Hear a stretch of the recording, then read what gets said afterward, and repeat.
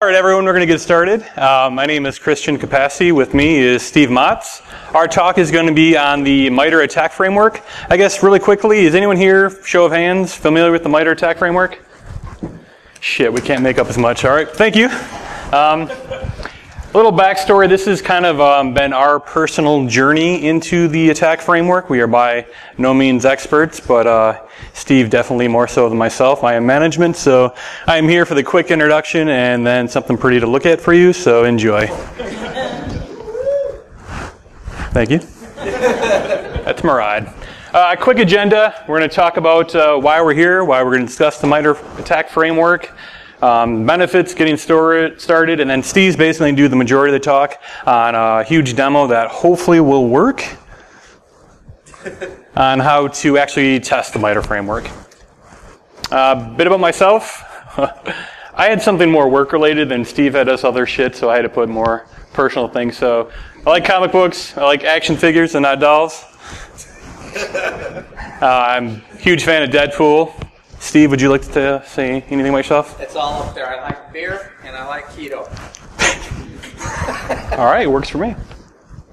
And a disclaimer. Everything we talk about, this is mostly, in case we curse, that it's this is not approved by our employer. He sees nothing right now. Earmuffs.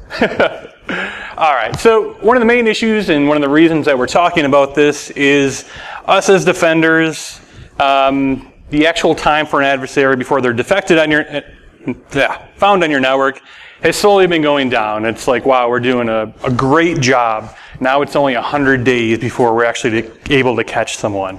So it's horrible. I mean, if someone broke into your house and they were able to stay in your house for 100 days, do you think you did a good job? I mean, unless you got these guys right here, I mean, you should be able to detect these guys in 100 days. If not, then you are thoroughly messed up. Adversaries, this is the, I took the little part out. Basically, I did a Google search for adversaries, and this is what normally comes up. So you have your criminals, hacktivists, foreign nations, your employees. Another one that many people don't always kind of think of. They always, because every time in the news, it's always been China or Russia that did anything advanced just because you've got really shitty defense. Criminals is another good one because we're seeing more of a blend between criminals and foreign nations. You've got people like North Korea who have literally no money, where they're starving and have no power, are turning to cybercrime to then kind of fund their efforts to then try to attack other nations. So, a little bit about MITRE. They are a not-for-profit, government-funded, non-government entity. It's very nice to say. They also do the CVE. So if you're familiar with those numbers, every time Microsoft or another vendor comes out with a patch, they are responsible. They are kind of the overwatch for that, kind of helping funnel everything in there. And then we actually have what we're here to talk about, the attack. Adversarial tactics, techniques, and common knowledge. This actually came out in 2013. We didn't really see anyone doing anything with it, probably for maybe a year and a half ago, and we've only been doing probably 6 months, about that much time. So again, this is kind of our newbie journey. The easiest way to kind of talk about what the attack framework is if you're familiar with the cyber kill chain, trademark Lockheed Martin, it is basically a very granular look at the last 3 chains. So instead of trying to figure out every way, how an attacker from very start to finish, we're basically looking at, hey, the attacker's already in, I should already be able to see them, but I can't, what am I doing wrong? So it's basically some tools and techniques to say, regardless of how an adversary got on your network, regardless of what they're doing, they all either want to take some shit and get it out, or, do other things. But these are very non-specific ways to kind of track that down. So instead of building, 100 signatures for, hey, this will get WannaCry, you're actually looking at, okay, if I had WannaCry on my network, what does that look like? What does it need to do to actually get to its mission?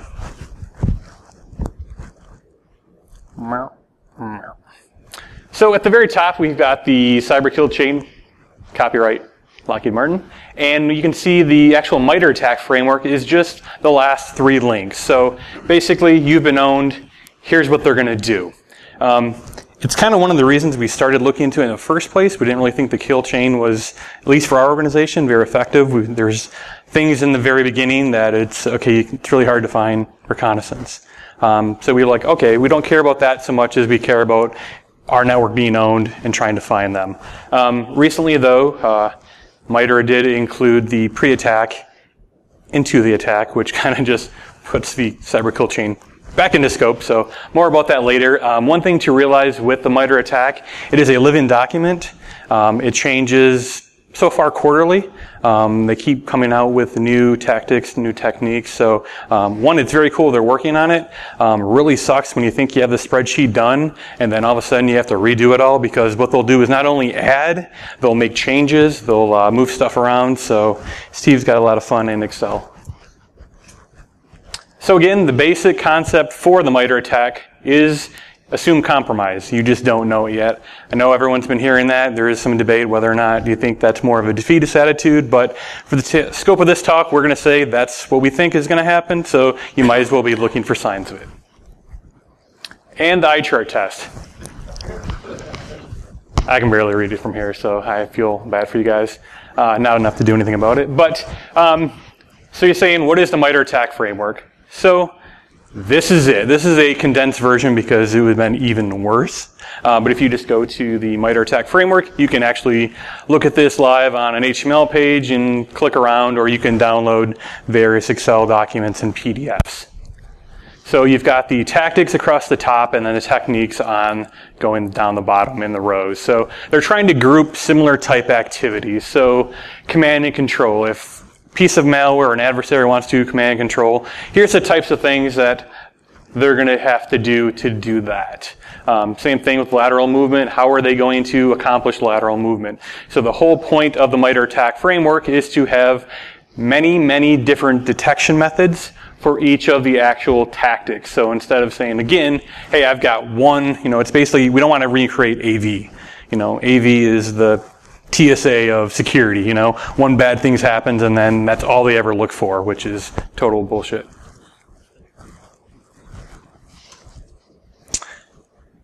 This is the funny thing. So they already changed. So we were hoping they weren't going to change again after this. But again, they used to have 188 techniques. They added the other tactic, which is initial access, which again is kind of the beginning of the cyber kill chain. So they're kind of a work in progress. They're not sure where they want to be. They used to have the attack framework kind of mapped out for, here's enterprise attack framework.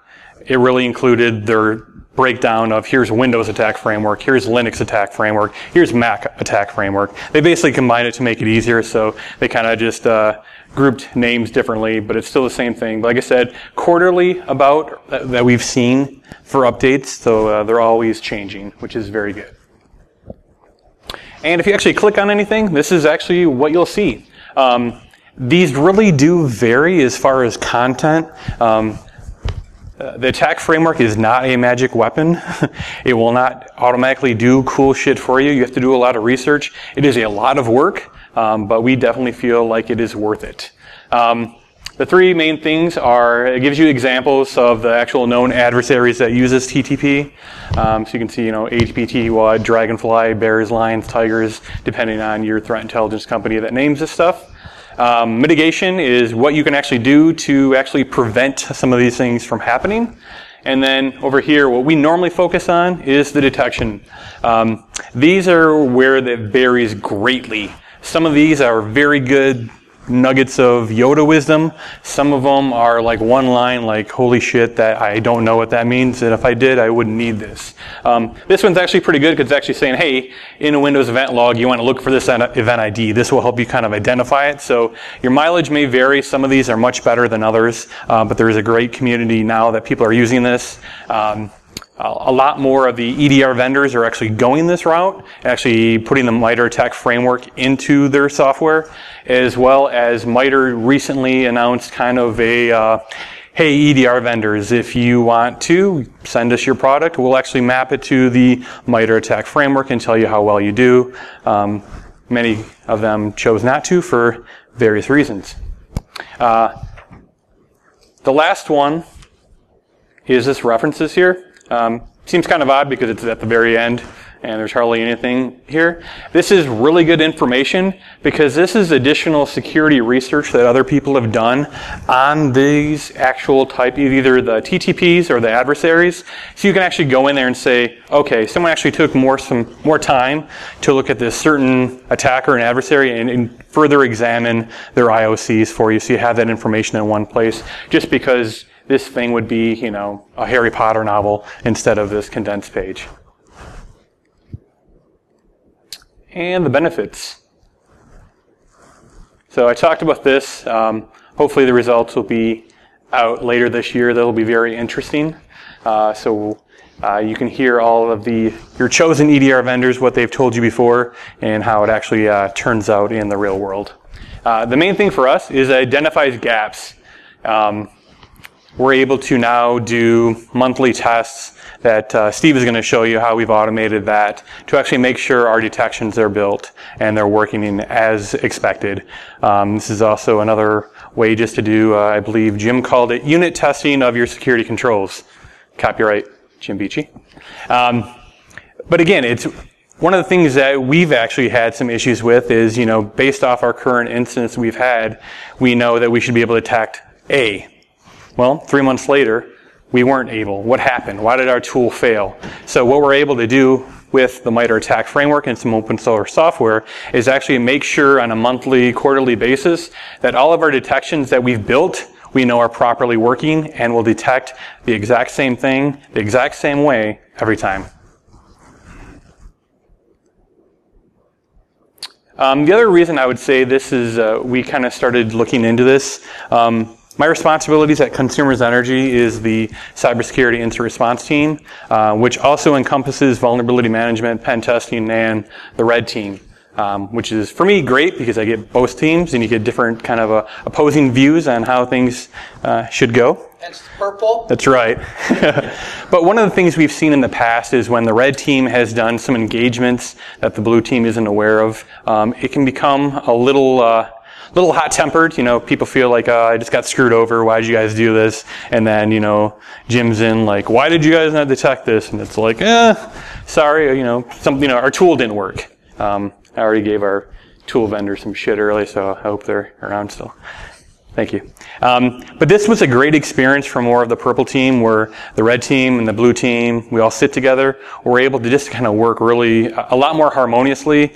The red team feels like they're providing value. The blue team doesn't feel like they're just getting kind of shit upon, saying, oh, we didn't detect this. Because that's the whole point of this. We know you can't detect everything. So what they're able to do is say, hey, Steve, Joe, when you guys did this, you know, what did you guys do? We didn't see this. What kind of detections can we build? And the same thing when they do their red team engagements, the blue team is able to say, hey, Steve, nice try. We saw you do this. And Steve's like, what did I do wrong? So we're just constantly building, improving, and making both sides better, which again makes Consumers Energy a much safer organization. Also, budget for new technology. One of the things we were able to find out just in our short time span is our current EDR product is only going to, let's say, 40% of the attack matrix. Are we, what? 42%. Sorry, I rounded down. Thank you, math man.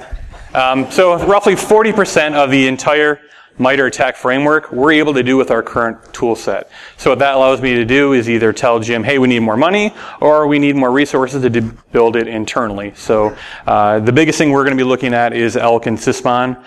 With the addition of those two tools, it's going to double that and to get a lot more information to really just kind of augment our current tool set and enrich it. Really like this slide. This was made by someone much smarter than myself. They were kind of just going through the MITRE ATT&CK framework, and they were trying to basically do a one-liner. What is the attack framework? Why should I use it? So what they did is they actually took StuckNet and actually mapped it down to all of the detections possible. So with Stuxnet, there was many different 0 days used, and everyone said, oh, it couldn't have been found. There was 32 opportunities for detection had the MITRE ATT&CK actually been used, which kind of opened up our eyes. It's like, wow. It's the great thing, and it's also its own enemy, where you've got lots of detections for things, and sometimes they're generic.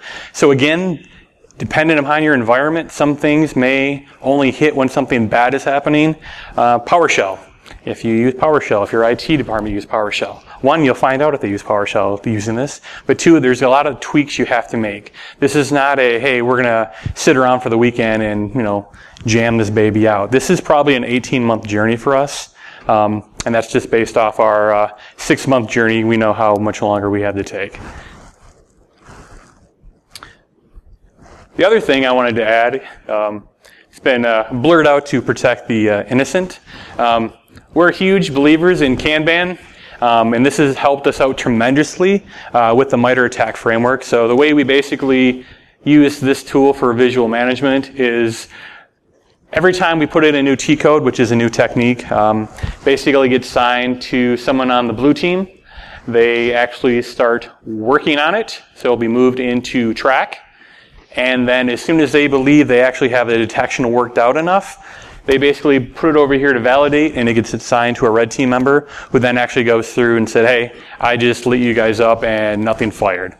So then it goes back to the drawing board. They kind of go back and forth. It's just a great way for us to kind of keep track of the work, who's doing it, what status is at, and also from a manager perspective, I see what the heck the team's working on.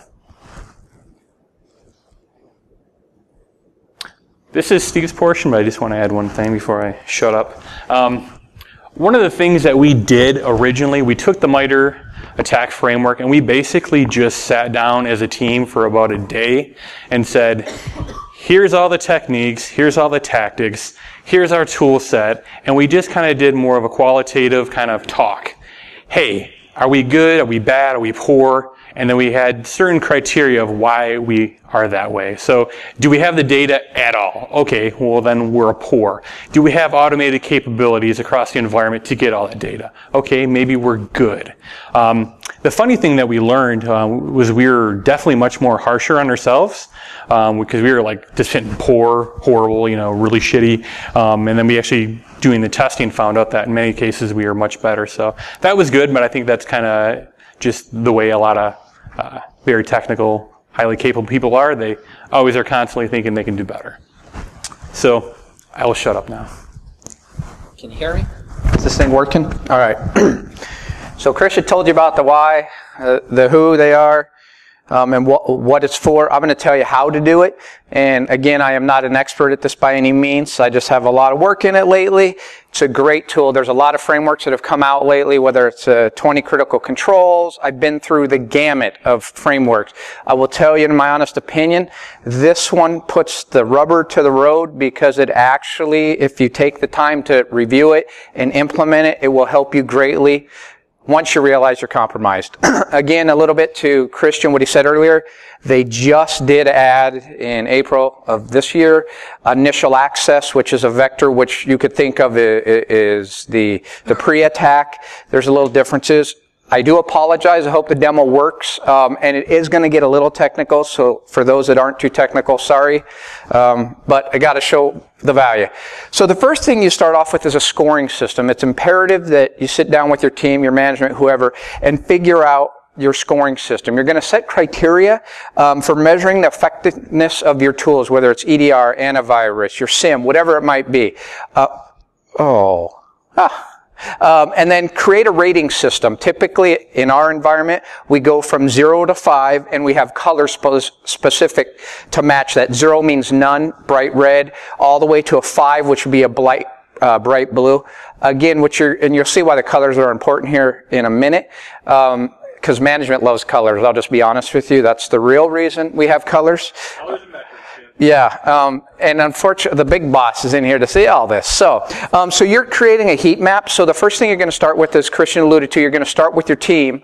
You're going to sit down, you're going to grade yourself. And as you grade yourself, what's going to happen, your Excel spreadsheet or whatever platform you're using to track your scores is going to start to create a heat map, and the heat map will be indicative of colors. Obviously, the red, the color, you're not very good at detecting that tactic. Blue or green, depending, you're really good at that tactic. In between, you might be yellow, orange, whatever it might be. So assign key focal points for each level, and I can tell you, we are still trying to get our scoring meaning better defined. But as you can see here, it's a little hard to read, but none through excellent or 0 through 5 is our scoring. 0 means that we have no data. It's not being captured at all. We don't have the capability. 1 and 2 are a little murky for us, and we're actually trying to better define what 1 and 2 is. But essentially 1 says you get some logs, and they might be going to a sim, maybe. I don't know. And then, of course, 5 means that it doesn't matter what an adversary does, you will catch them on that specific tactic and technique. There's a caveat here, and you're going to see this.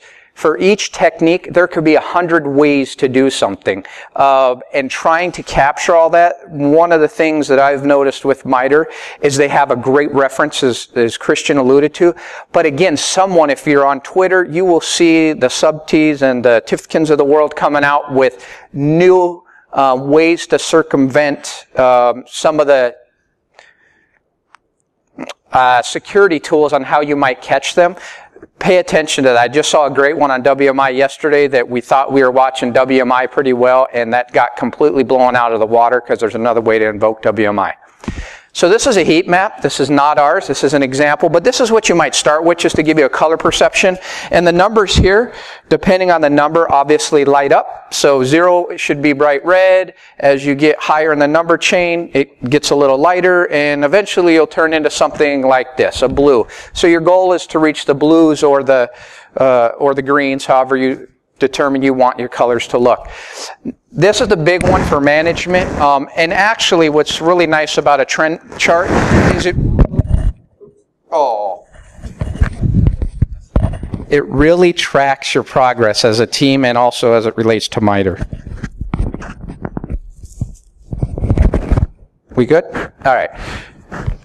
Again, track your journey. You'll be surprised where you start and where you get. And this is what our trend chart looks. This is an example going out to 2019. One thing I do want to point out is this little dip here. You will encounter this. I will guarantee you. So what happens in this particular instance, I'm not calling out any vendor's name, but we had a vendor who guaranteed us that they could catch past the hash. I'm like, okay, sounds good to me. So we, as a team, we sat down and said, okay, we believe this certain technology can capture this, so we're going to rate ourselves out of the gate as fair, which I think is a 1, or poor. Poor is a 1. Yeah, poor. The vendor was actually being, just in case you want to know, I've already given them shit, so I'm not going to not say it now. So anyways, that vendor came in and said, so we did some testing, and what happened after we tested numerous different ways, it wasn't captured. So therefore, our score actually, we had rated it like a 1. It's down now to a 0 because the capability in the tool wasn't there to detect it. So you will find some of this stuff as you go through and test your technology. Also, it's slow. Like, you're not going to expect your line to like just go, holy crap, it's skyrocketing. I mean, God, I can't remember, like half a dozen ones that were good, and I think we went up from like 1.2 to like 1.3. So I mean, it's small measurements and movements. Yeah, it really is. Like I said, I think we went up a total of 0.65 in 6 months, and then this is a scale of 0 to 5, right? Just to put in perspective, I want to say we're hovering in the low 1s, which if you look at the scale, depending on your scale, it's not very good. But I'll tell you, our team is good, and we're probably way farther ahead than a lot of other teams. The other thing, sorry. Nope, go ahead. I know my time's up. One of the things we also decided on early on, because we knew it was going to be updated, our measurements go from the original MITRE attack framework, because otherwise our score is going to be so all over the board because they're constantly adding things. So another thing to kind of, if you go to this journey, kind of put your stake in the ground and say, we're going to look at, 118 of these techniques, and that's where our measurements are going to come from. Otherwise, they're going to flux all over the place, and you're just going to look like crap, honestly. So validate and tune for adversarial techniques, that's one of the, so this is about testing your tech. This is where we're just going to get a little more technical now. The good thing is I can tell you in the last 3 months, the amount of open source tools available to actually test MITRE and incorporate MITRE attack into your environment has grown substantially. We're going to get in, these are a few of them. We're really going to take a deep dive into, obviously, MITRE, the Caldera framework, and a little bit of the Red Canary. Again, choose your tool that's best for you, and I will tell you, you might use multiple tools. And this is the main point, right? You're going to execute, you're going to collect, and you're going to develop. Those are the three keys that we do. You're executing the technique, you're going to develop a response, and then, you're going to collect the evidence, we'll get into that, and then you develop a response based on that evidence. Whether it's a process name, whether it's a file being dropped, those are the kind of things that lead to the detection of whatever tool you use. So these are a couple of the tools. Most of these are written in Python or PowerShell. Again, for the most part, you don't really need to know a lot about programming. These guys are doing great work right now in keeping their tools up to date. And these are not all of them. These are just some I'm familiar with that I've used or critiqued. So Endgame essentially is just a bunch of Python scripts to detect capabilities against malicious malware. What Endgame actually takes is from number 2 down. You would still, again, at any of this, the adversary or the hacker has to get the payload in somehow. So we're not talking about that portion. We're talking about once a user has clicked on a malicious email, this is where they take over from. Uber Meta, again, this is both host and network based. This is also a Python with some YAML stuff, but you could see here, and essentially this is what you're going to see. I mean, this is the legit what an attacker or an adversary has to do. The first thing they need to do is discover what they're on, how they're going to do it. And I get that question asked a lot. What is the most important piece you think in the tactics column? My honest opinion is discovery, because the sooner you can catch them, the better. And if they can get past discovery, it's going to make it a little harder. APT Simulator. This thing's really cool. This is a Windows PowerShell or batch scripts, but what's really neat about this per se is it actually will emulate an attacker. For instance, it'll throw out bad DNS queries to know on bad sites. It'll actually create event logs with known event IDs that your EDR solution, your AV solution, your SIM, whatever it might be, should detect and say, hey, something bad's going on this machine. This is perfect for testing the blue team, but more importantly, your technology. This one is also cool because if you ever get management or other people to say, hey, we just saw that, Fozzie Bear's in the news and this is how they attack. How would we fare up? This tool actually has a list of adversaries you actually can choose. It'll actually go through all of their TTPs to actually test you against that. So you can say, hey, based off what we know of this adversary, the tools they use, we would be able to detect it, we'd be prevented, or, we're just not part of their group they're looking for. So again, very cool. The last two we're going to talk about, this is where the demo's going to get in, is Red Canary. They do a lot of work, and I just saw they released some more stuff. They use, their things are called, they're just small components of either command shell scriptlets, they got DLL injection, they do a lot of great stuff. This stuff is free. At the end of the slide presentation, there's a whole bunch on resources where you can go pick up all this stuff for free. They have a commercial product. I don't know anything about it, but their free stuff on GitHub is what we use, and we incorporate into Caldera, which I'll show here in a few minutes. The Red Team, Canary Red Team, I guess I'll talk about the product real quick if you're looking for something. They don't replace your EDR. They're basically, they take the telemetry data from your EDR and they point to themselves and do analytics based off the MITRE ATT&CK framework. So if you have money to spend, it's also another way to get that MITRE ATT&CK framework implemented. MITRE, which is obviously the non-government entity that actually does the work, they have created a tool called Caldera. We will get in deep into this here in a few minutes because I do like the tool. For one, it captures all the information, as you'll see.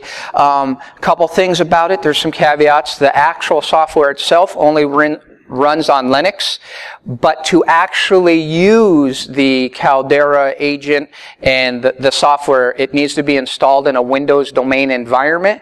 I will caution you that when you install it, the agents or the rats, as you'll see, there's a limitation roughly around 20 hosts. Why I like the product is you can change names, so as you advance, your blue team might be keying on certain names, i.e. by default this is called Commander, so they might key on something like that. You have the ability to change the name of the client and the rat, and you can drop it at any point in your network. So let's say you test, just to validate that the technique is being covered, you can then somehow drop that at another system in your location, and it makes the blue team like, okay, this is working across all teams.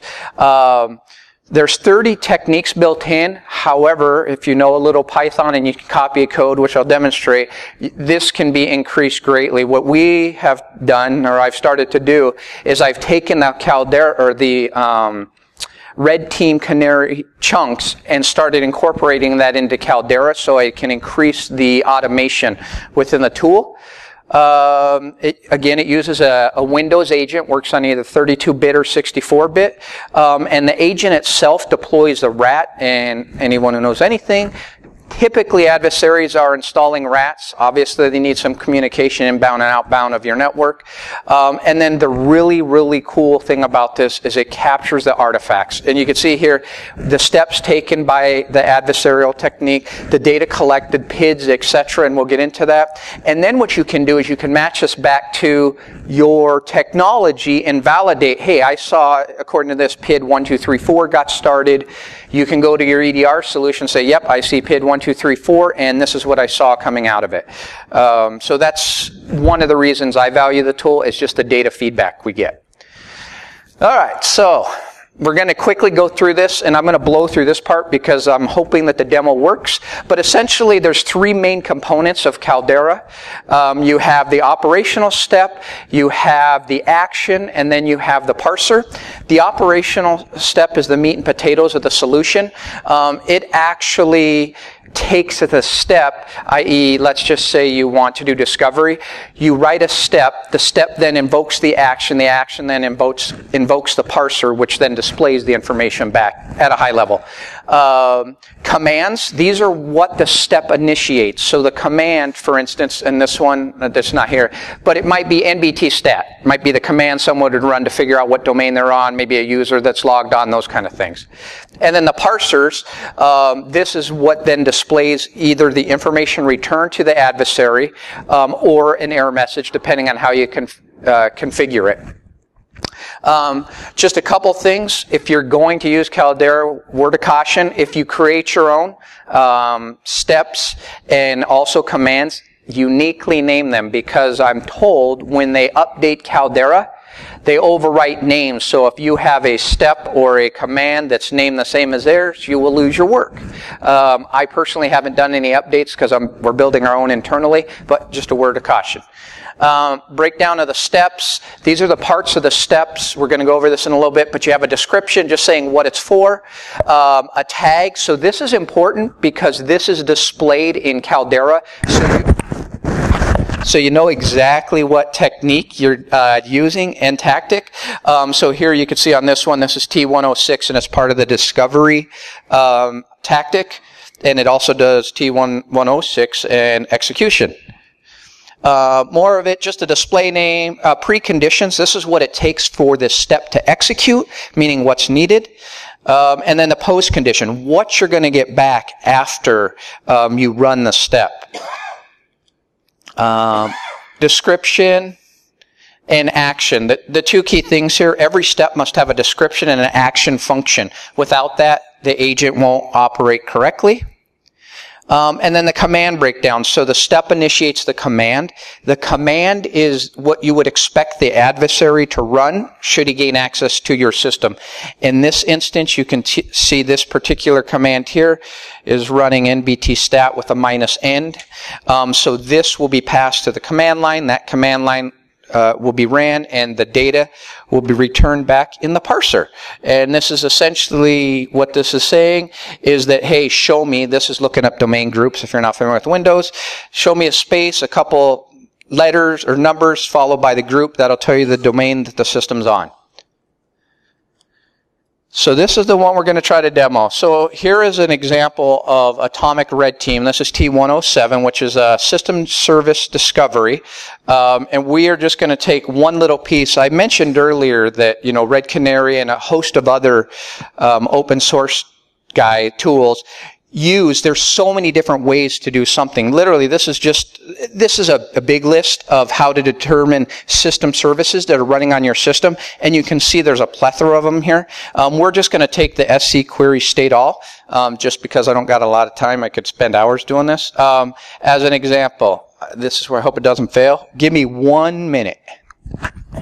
Oh, don't go there though.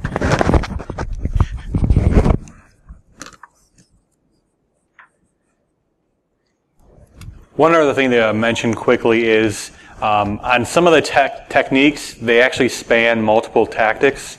So you may have the same technique represented in a couple different areas, and we just go through and we've actually duplicated them to make sure that we can understand more from an IR perspective. Okay, we have this technique, but in what, I guess, phase and what tactic did we actually find it, just so we're aware of it, but it's up to you. You can choose to only use one of them. So the tactic we're going to actually look at really quick is called the SC query tactic. Again, this is the actual command you're looking at right here. So this is the command that's going to be run. I did pre-stage both the command and parser to save some time.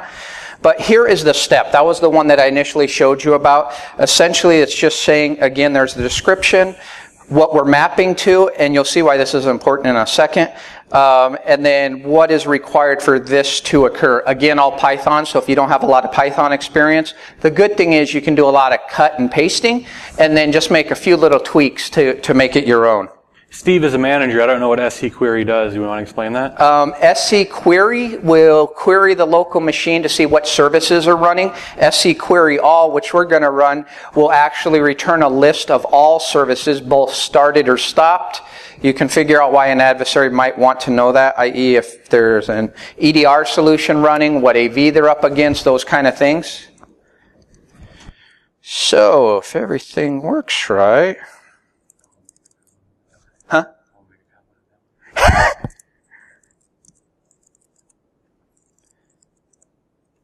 Oops. And if you learn how to type.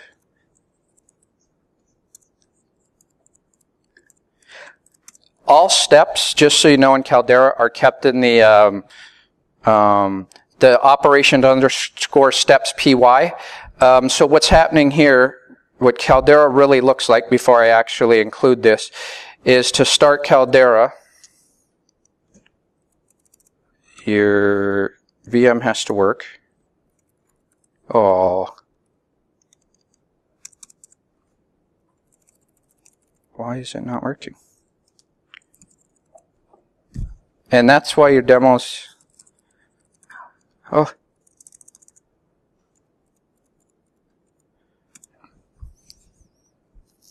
And so what'll happen by default, it'll come up and it's running. So I will show you quickly what Caldera looks like. This way you guys can see and what the value of the tool, at least from my standpoint, has.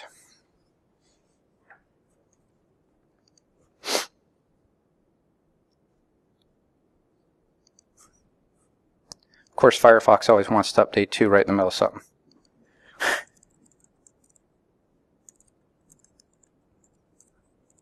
And what was the IP address?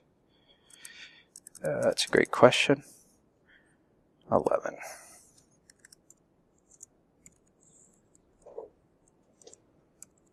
As you can tell, we practiced this presentation 9 times. And it didn't work. How's that? Oh, jeez. Yeah, see, nothing ever works. Where's the options? See, this is why I hate doing demos. It's alright, we'll get it working. Maybe. Dude, it's gonna flame out. Man! Oh, helps if you put in the right IP address, though.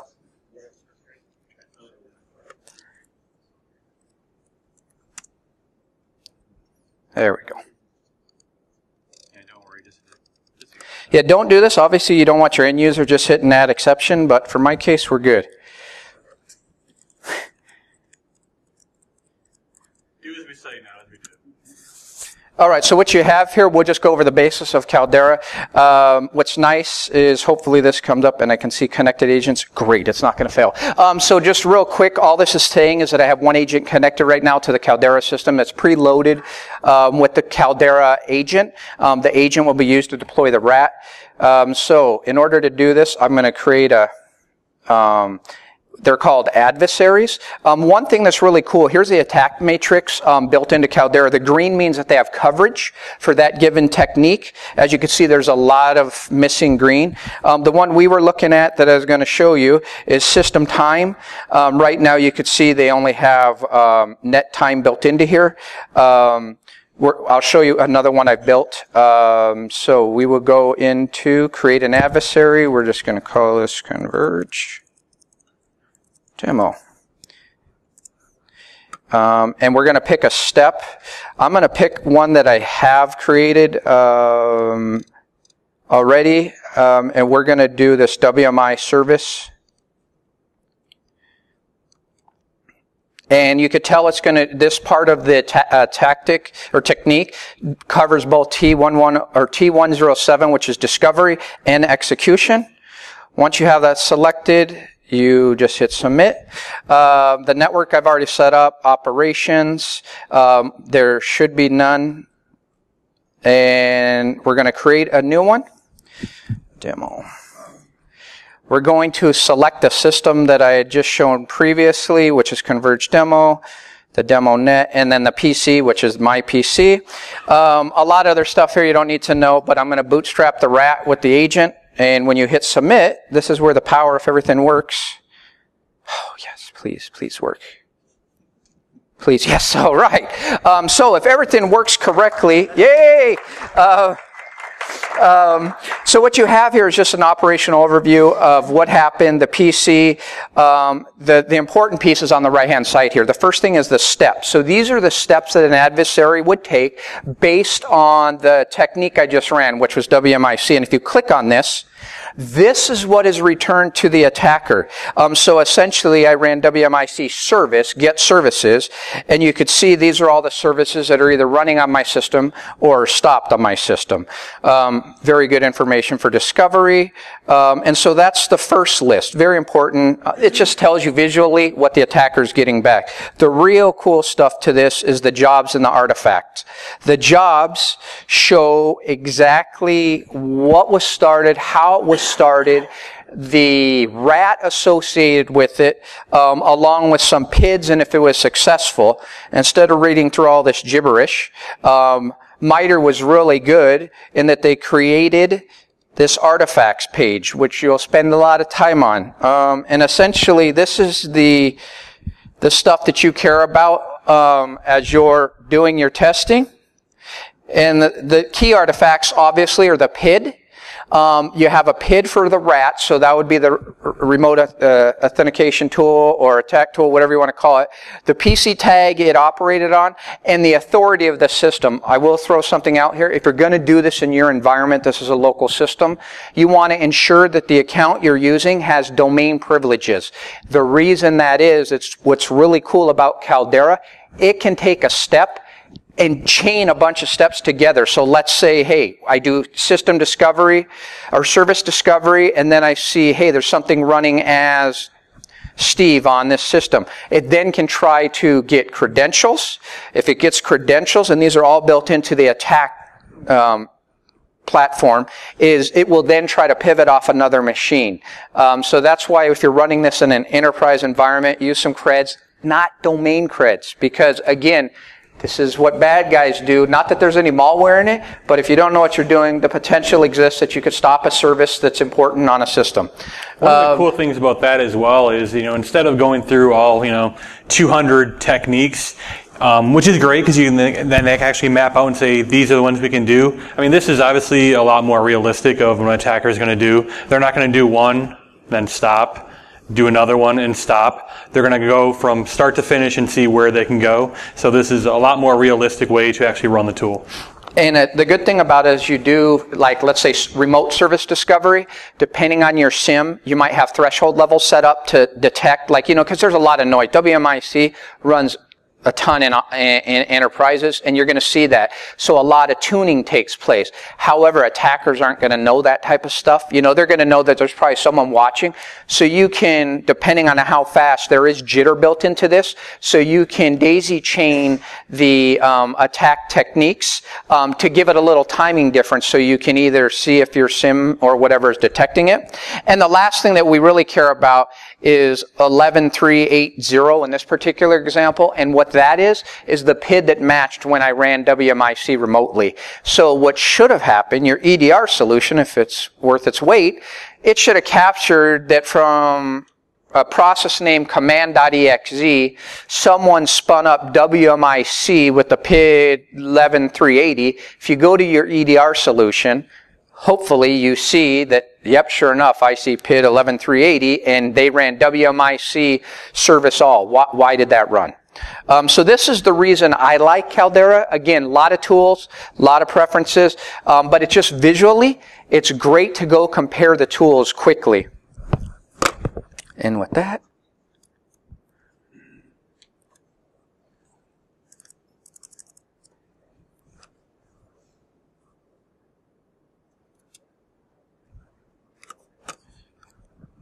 now to get in just a resource before we wrap it up, a lot of great work's being done.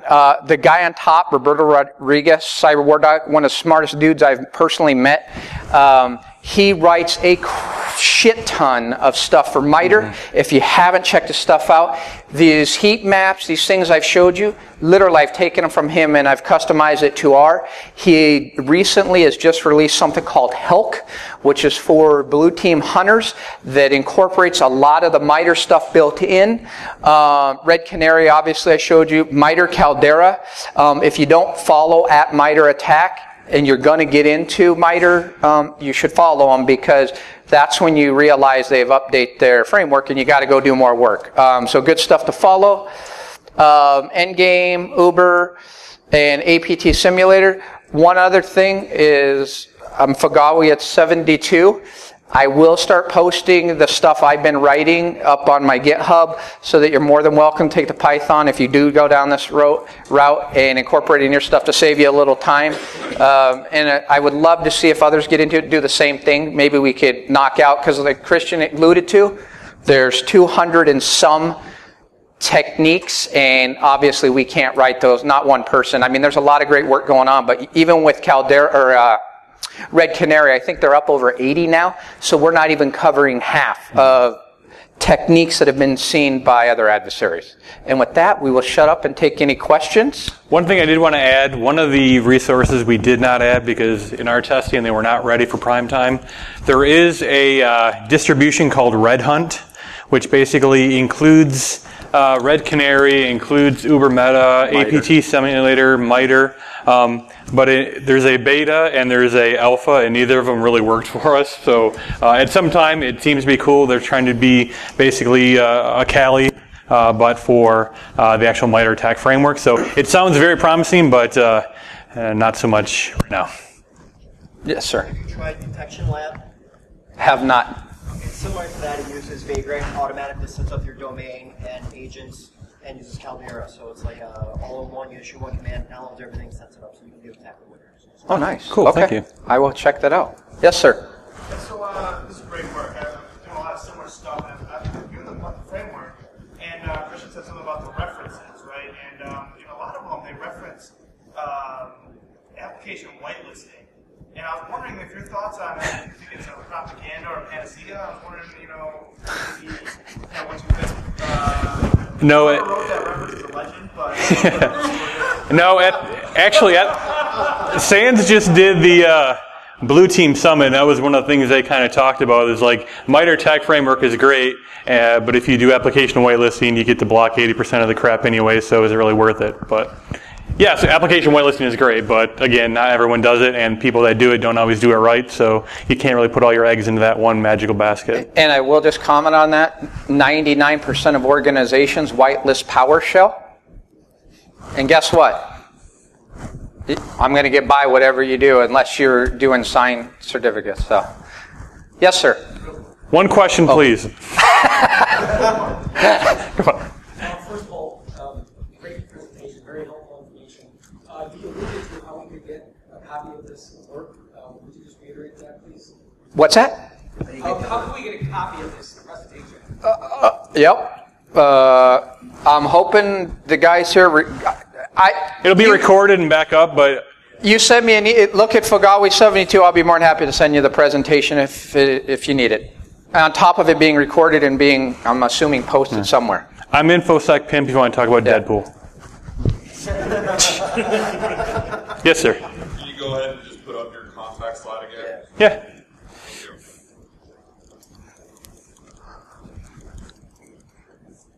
And you can reach me on email at fagawi72@gmail.com as well. At AOL, come on. Yeah. Yes, sir. Yeah, that'd be you. Real question this time is, so when you're experiencing security events from real live possible adversaries or possible events, do you have a good way of tracking the TTP's experience of those events? I find a lot of things are like URL IP based. Do you have a case management system or something where you can go back and say, okay, they used install util, they did DLL side loading at a more TTP based level, document the exact procedures performed and kind of reference that in the past, or the developments?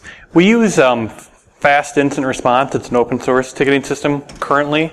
We're actually going to be going to a commercial solution because it's also part of a automation platform. But yes, that's one of the things that we were able to do, because a lot of the stuff what we're able to do is, okay, let's look at the past incidents. What are we getting hit with the most and where are we failing? Because you look at this, it's like, oh shit, where do I start? Because it's huge. But again, that's kind of what we just did. We took the red team, we took the blue team in the room, and guys, going through all of this, where do you think, based off our past experiences, we're having the most trouble? And that's kind of where we started.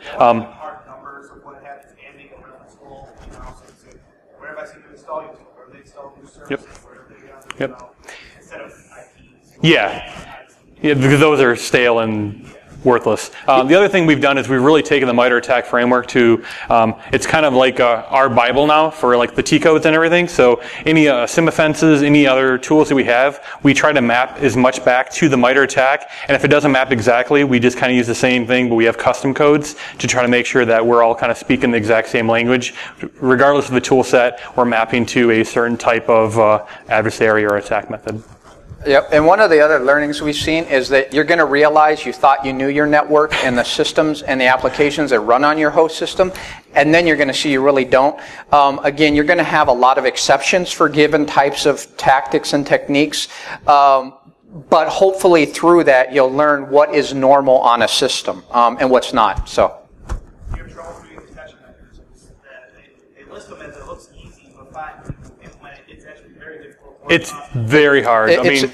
We kind of did ours. We were like, here's some low-hanging fruit. And that's why we said, we have a very good EDR solution, but we're looking at things like Sysmon to kind of augment that, because there's just stuff right now we can't do with that, as well as like ELK to make it actually more real-time, because, yes, we have a SIM like everyone else, but again, we need other things. We good? Appreciate it. Thanks, everyone. Thank you, guys. Time.